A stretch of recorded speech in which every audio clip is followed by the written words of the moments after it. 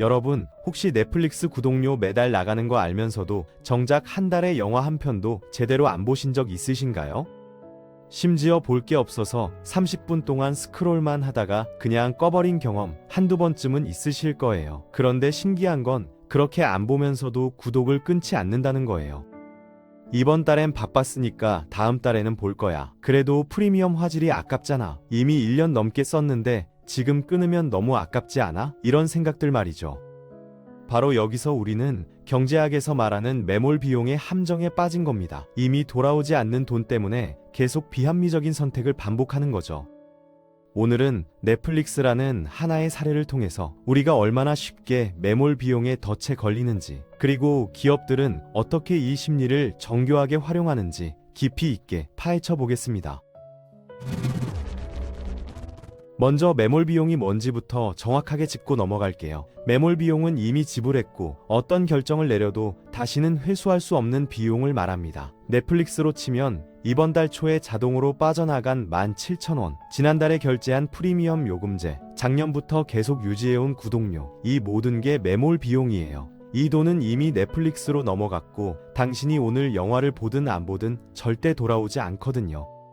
경제학적으로 합리적인 사람이라면 이미 지불한 비용은 의사결정에서 완전히 배제해야 합니다. 중요한 건 오직 지금부터 얻을 수 있는 효용과 앞으로 들어갈 비용뿐이에요. 그런데 우리 뇌는 그렇게 작동하지 않아요. 이미 돈을 냈으니까 그 돈만큼은 뽑아내야 한다는 생각이 자동으로 들거든요. 이게 바로 매몰 비용 오류인데, 재밌는 건 이 오류가 단순한 착각이 아니라 우리 뇌의 보상 시스템 자체가 왜곡되면서 나타나는 현상이라는 거예요. 심리학자들은 이걸 세 가지 메커니즘으로 설명합니다. 첫 번째는 손실 회피 편향이에요. 노벨 경제학상을 받은 데니얼 카너먼의 연구에 따르면 사람은 똑같은 금액이라도 얻는 기쁨보다 잃는 고통을 2배에서 2.5배 더 크게 느낀다고 해요. 그래서 17,000원을 날렸다는 생각이 들면 실제보다 훨씬 큰 손해처럼 느껴지는 거죠. 구독료를 낭비했다는 건 그냥 돈을 잃은 게 아니라 내가 멍청한 결정을 했다는 증거처럼 느껴지거든요. 이 불편함을 피하기 위해서 우리는 억지로라도 넷플릭스를 켜게 됩니다. 두 번째는 자기 합리화 욕구예요. 한 달에 17,000원씩 내고 있다는 사실 자체가 우리에게 심리적 압박으로 작용해요. 나는 돈을 현명하게 쓰는 사람이야 라는 자아상을 유지하려면 그 구독이 가치 있다는 걸 스스로 증명해야 하거든요. 그래서 별로 보고 싶지도 않은 영화를 틀어놓고 실제로는 핸드폰만 보다가 그래도 오늘 넷플릭스 봤네 라고 자신을 속이는 거예요. 이건 일종의 인지 부조화 해소 메커니즘인데, 행동과 신념이 일치하지 않을 때 느끼는 불편함을 줄이기 위해서 행동이나 신념 중 하나를 바꾸는 겁니다. 이 경우엔 구독을 끊는 대신 억지로 보는 행동을 선택하는 거죠. 세 번째는 투자 회수 심리예요. 우리는 뭔가에 투자하면 그만큼의 결과를 얻어내야 한다고 생각하거든요. 영화를 보다가 30분 지났는데 재미없어도 여기까지 봤는데 끝까지 봐야지 라고 생각하는 것도 같은 맥락이에요. 이미 투입한 시간이 아까워서 더 많은 시간을 낭비하게 되는 거죠. 넷플릭스 구독도 마찬가지예요. 1년 동안 구독했으면 약 20만 원을 썼는데 이제 와서 끊으면 그동안 낸 돈이 헛되게 느껴지는 거예요. 그래서 조금만 더 보면 본전을 뽑을 수 있어 라는 환상을 품고 구독을 유지합니다. 넷플릭스는 이런 인간 심리를 너무나 잘 알고 있어요. 그리고 그들의 비즈니스 모델 전체가 이 매몰 비용 심리를 극대화하는 방향으로 설계되어 있거든요. 첫 번째 전략은 자동 결제 시스템입니다. 넷플릭스는 절대로 당신이 매달 이번 달도 계속 볼까? 라고 고민하게 두지 않아요. 자동 결제는 생각할 틈을 주지 않고 돈을 빠져나가게 만드는 장치거든요. 행동 경제학에서 이걸 디폴트 효과라고 부르는데, 사람들은 기본 설정을 바꾸는데 엄청난 심리적 에너지를 소비하기 때문에 대부분 그냥 그대로 둡니다. 넷플릭스 입장에서는 고객이 구독을 끊는 순간 매출이 바로 떨어지니까 자동갱신을 기본값으로 설정하는 거예요. 실제로 자동 결제를 해지하려면 앱 깊숙한 곳에 들어가서 몇 번의 클릭을 거쳐야 하는데 이것도 의도된 설계입니다. 두 번째는 시청 데이터를 절대 강조하지 않는다는 거예요. 넷플릭스는 당신이 이번 달에 몇 시간을 봤는지, 구독료 대비 얼마나 효율적으로 사용했는지 절대 알려주지 않아요. 만약 이번 달 시청 시간 2시간, 시간당 비용 8,500원이라고 떠오르면 사람들이 이건 너무 비싼데 라고 생각하면서 구독을 끊을 가능성이 높아지거든요. 대신 넷플릭스가 크게 띄우는 건 뭘까요? 다음화 자동 재생 5초 후, 이어서 보기, 내 리스트에 추가하기, 탑 10 시리즈 같은 버튼들이에요. 이런 UI는 사용자가 계속 시청하도록 유도하는 동시에 나는 넷플릭스를 잘 활용하고 있어 라는 착각을 만들어냅니다. 특히 자동 재생 기능은 정말 교묘해요. 한 편이 끝나면 10초 안에 다음 편이 자동으로 시작되는데 이건 행동 심리학에서 말하는 관성의 법칙을 활용한 겁니다. 사람은 시작한 행동을 중단하는데 더 많은 에너지를 소비하기 때문에 일단 시작하면 계속 보게 되거든요. 새벽 2시에 한 편만 더를 수십 번 반복하게 만드는 게 바로 이 메커니즘 때문이에요. 넷플릭스는 당신이 그 시간에 자야 한다는 걸 알지만 매출을 위해서는 당신이 계속 보는 게 더 중요하니까 자동 재생을 기본 설정으로 해놓은 거죠. 세 번째 전략은 콘텐츠 추천 알고리즘이에요. 넷플릭스 홈 화면을 열면 무한히 스크롤할 수 있잖아요. 카테고리마다 수십 개의 콘텐츠가 줄지어 있고 밑으로 내리면 또 나오고 또 나오고요. 이 디자인은 심리학에서 말하는 선택 지속 편향을 자극합니다. 이렇게 많은 콘텐츠가 있는데 지금 구독을 끊으면 너무 아깝잖아 라는 생각이 드는 거죠. 실제로는 그 많은 콘텐츠 중에 정말 보고 싶은 건 거의 없는데도 말이에요. 게다가 넷플릭스는 AI 알고리즘으로 당신이 좋아할 만한 콘텐츠를 정확하게 추천해 주니까 나한테 딱 맞는 서비스야 라는 착각까지 들게 만듭니다. 네 번째는 오리지널 콘텐츠 전략이에요. 넷플릭스가 막대한 돈을 들여서 자체 제작 드라마와 영화를 만드는 이유가 뭘까요? 단순히 좋은 콘텐츠를 만들려는 게 아니라 사람들을 플랫폼에 묶어두려는 거예요. 오징어 게임, 종이의 집, 기묘한 이야기 같은 오리지널 시리즈는 넷플릭스에서만 볼 수 있거든요. 한번 시작하면 다음 시즌이 나올 때까지 구독을 유지하게 되고 새 시즌이 나오면 또 봐야 하니까 끊을 수가 없어지는 거죠. 이건 심리학에서 말하는 제이가르닉 효과인데 사람은 완결되지 않은 것에 대해 계속 생각하고 완성하고 싶어하는 욕구가 있어요. 시즌제 드라마는 이 심리를 정확하게 파고드는 겁니다. 그럼 여기서 중요한 질문 하나 던져볼게요. 우리는 정말 넷플릭스를 그만큼 보고 있는가? 데이터를 보면 답이 나와요. 한국의 OTT 시시장 규모는 2024년 기준으로 약 2조 5천억 원에 달하는데 이 중에서 넷플릭스가 차지하는 비중이 가장 커요. 근데 재밌는 건 평균적으로 한국 사람들이 가입한 OTT 서비스 개수가 2.8개라는 거예요. 넷플릭스, 티빙, 디즈니 플러스, 웨이브 이런 식으로 여러 개를 동시에 구독하고 있다는 건데 과연 이 모든 플랫폼을 다 활용하고 있을까요? 통계를 보면 그렇지 않아요. 한 조사에 따르면 OTT 구독자 중 약 40% 정도가 한 달에 10시간도 안 본다고 해요. 10시간이면 영화로 치면 5편 정도밖에 안 되거든요. 한 달에 17,000원 내고 영화 5편 보면 한 편당 3,400원인데 이거 영화관보다 비싼 거예요.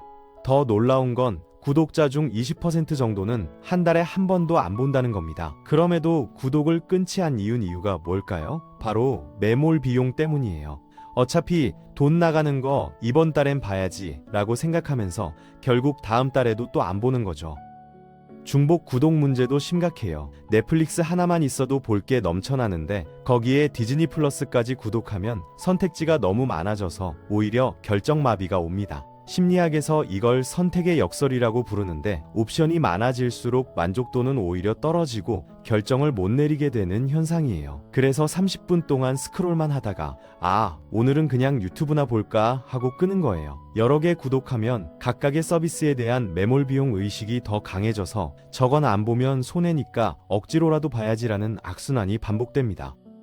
실제로 넷플릭스 구독을 끊어본 사람들의 후기를 보면 공통적으로 나오는 말이 있어요. 생각보다 안 불편하더라는 거예요. 처음 몇 주는 넷플릭스 있으면 볼 텐데 라는 생각이 들지만 시간이 지나면서 유튜브나 무료 콘텐츠로도 충분하다는 걸 깨닫게 된다고 해요. 어떤 사람은 넷플릭스 끊고 나니까 오히려 시간이 더 생겼다고 말하기도 하는데 이건 우리가 넷플릭스를 즐겨서 본 게 아니라 구독료가 아까워서 억지로 시간을 쏟아부은 거라는 증거예요. 매몰 비용이 우리의 시간까지 잡아먹은 셈이죠. 그럼 이 매몰 비용의 함정에서 벗어나려면 어떻게 해야 할까요? 몇 가지 실전 전략을 알려드릴게요. 첫 번째는 사용량 기준 취소법입니다. 매달 1일에 알람을 맞춰놓고 지난달 넷플릭스 시청 시간을 확인해 보세요. 10시간 미만이면 무조건 구독을 끊는 규칙을 세우는 거예요. 이번 달엔 볼 거야 라는 막연한 기대는 대부분 실현되지 않거든요. 경제학적으로 보면 시청량이 효용보다 작으면 구독을 유지할 이유가 없어요. 이걸 자동화하려면 스마트폰 사용 시간 체크 앱을 활용할 수도 있고 넷플릭스 시청 기록을 정기적으로 확인하는 습관을 들이면 됩니다. 두 번째는 10분 규칙이에요. 영화나 드라마를 시작했는데 10분 안에 재미가 없으면 과감하게 끄는 겁니다. 대부분의 사람들은 조금만 더 보면 재밌어질 거야 라고 기대하면서 끝까지 보는데 이게 바로 매몰 비용 오류예요. 이미 투입한 10분이 아까워서 90분을 더 낭비하는 거거든요. 넷플릭스에는 좋은 콘텐츠가 많지만 모든 콘텐츠가 당신한테 맞는 건 아니에요. 초반 10분이 지루하면 대부분 끝까지 지루하니까 빨리 판단하고 다른 걸 찾는 게 훨씬 효율적입니다. 이 규칙을 지키면 시간도 아끼고 스트레스도 줄어들어요.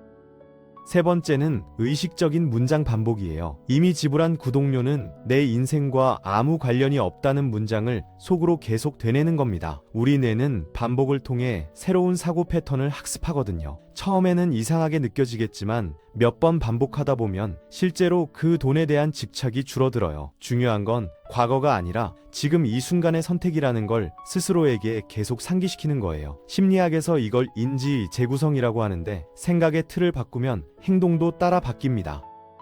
네 번째는 대체 옵션 비교하기예요. 넷플릭스가 아니어도 볼 수 있는 콘텐츠가 엄청 많아요. 유튜브는 무료인데도 넷플릭스 못지않게 퀄리티 높은 다큐멘터리와 교육 콘텐츠가 많거든요. 티빙 같은 국내 플랫폼은 한국 드라마를 더 많이 보유하고 있고 웨이브는 지상파 콘텐츠를 실시간으로 볼 수 있어요.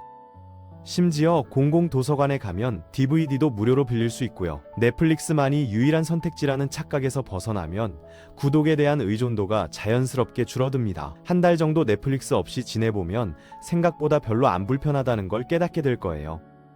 다섯 번째는 구독과 해지를 반복하는 전략입니다. 넷플릭스는 한 달 단위로 자유롭게 구독하고 끊을 수 있어요. 보고 싶은 드라마나 영화가 나왔을 때만 구독하고 다 보면 바로 해지하는 거죠. 1년에 12개월 내내 구독하는 것보다 3개월만 구독하면 비용을 75% 절약할 수 있어요. 어차피 대부분의 오리지널 시리즈는 한꺼번에 공개되니까 몰아서 보고 끊으면 되거든요. 이렇게 하면 매몰 비용 의식 자체가 생기지 않아요. 돈을 낸 만큼만 보고 깔끔하게 정리하는 거니까 심리적 부담도 없고 실제로도 합리적인 소비죠. 여기서 한 가지 더 짚고 넘어갈 게 있어요. 넷플릭스뿐만 아니라 우리 삶의 많은 부분에서 매몰 비용의 함정이 작동하고 있다는 거예요. 헬스장 회원권도 마찬가지예요. 1년 회원권 끊고 한 달에 두세 번 가면서 그래도 회원권 있으니까 언젠가 가겠지 라고 생각하는 것도 똑같은 심리거든요. 온라인 강의 사이트 구독도 그래요. 수백 개의 강의가 있다는 이유로 매달 결제하지만 실제로는 하나도 안 듣는 경우가 많죠. 심지어 연애 관계에서도 매몰 비용 오류가 나타나요. 이미 3년이나 사귀었는데 지금 헤어지면 그동안 쏟은 시간이 아깝잖아 라고 생각하면서 맞지 않는 관계를 억지로 유지하는 거예요. 이 모든 상황의 공통점은 뭘까요? 과거에 투입한 것이 현재의 결정을 지배한다는 거예요. 근데 합리적으로 생각해보면 과거는 이미 지나갔고 바꿀 수 없어요. 중요한 건 지금부터 내가 얻을 수 있는 효용과 앞으로 들어갈 비용뿐이거든요. 넷플릭스로 예를 들면 이미 낸 17,000원은 돌아오지 않으니까 그 돈은 의사결정에서 완전히 배제해야 해요. 대신 다음 달에도 17,000원을 낼 가치가 있나라고 물어봐야 하는 거죠. 이번 달에 5시간밖에 안 봤다면 다음 달도 비슷할 가능성이 높으니까 끊는 게 합리적인 선택이에요. 마지막으로 한 가지만 더 강조하고 싶은 게 있어요. 매몰 비용에서 벗어나는 게 단순히 돈을 아끼는 것 이상의 의미가 있다는 거예요. 이건 우리의 시간과 에너지를 제대로 배분하는 문제거든요. 보고 싶지도 않은 드라마를 억지로 보면서 시간을 낭비하는 대신 그 시간에 정말 하고 싶었던 취미 생활을 하거나 친구를 만날 수 있어요. 넷플릭스를 끊으면 아낄 수 있는 건 돈만이 아니라 시간, 집중력, 그리고 선택의 자유예요. 구독이 우리를 묶어두는 심리적 족쇄가 되어서는 안 되는 거죠. 오늘 이야기를 정리해 볼게요. 넷플릭스는 자동 결제, 자동 재생, 추천 알고리즘, 오리지널 콘텐츠 같은 정교한 장치들로 우리를 플랫폼에 묶어두고 있어요. 그리고 우리 뇌에 매몰 비용 심리를 교묘하게 자극해서 구독을 유지하게 만들죠. 하지만 데이터를 보면 대부분의 사람들은 구독료만큼의 효용을 얻지 못하고 있어요. 이미 지불한 돈이 아까워서 억지로 보는 행동 자체가 비합리적인 거예요. 매몰 비용에서 벗어나려면 사용량 기준 취소, 10분 규칙, 의식적인 사고 전환, 대체 옵션 비교, 구독 해지 반복 전략 같은 실천 방법들을 적용해야 합니다.